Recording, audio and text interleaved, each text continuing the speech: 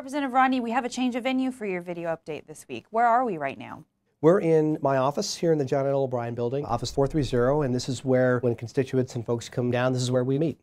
You held a telephone town hall recently. Tell me about that experience. It was the first one of the session, and I did it jointly with my seatmate, Representative Chad Magandaz. It was really good. It was a good experience to get a sense of where people were on various issues and to hear their thoughts and opinions as we approach the last month of the session. So what were your takeaways from your telephone town hall and the in-person town halls you recently held in the 5th District? Well, I think fundamentally people back home are concerned about jobs in the economy and how that impacts their bottom line.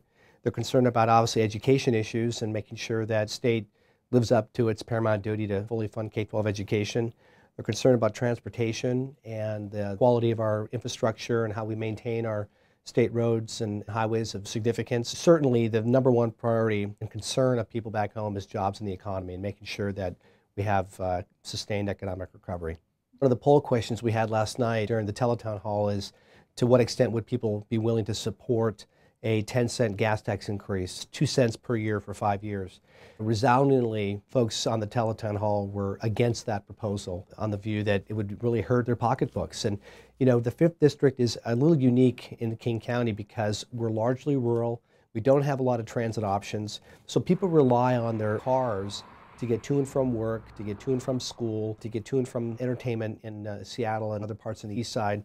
And so a gas tax would impact people in the 5th District more than, say, if you lived in Seattle and had lots of transit options. So people are very concerned about this proposal to raise gas taxes. And I certainly am not going to support that, given the fact that there's lots of areas of reform that we can do in our transportation system before we even begin the discussion about new revenue.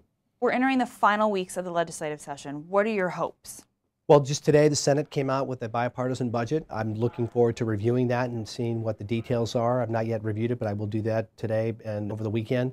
The next 4 weeks are going to be really all about getting a budget that, in my view, needs to be fiscally sustainable, that is responsible and takes care of our commitments to education, public safety, and the most vulnerable, and does it within existing revenues without a tax increase.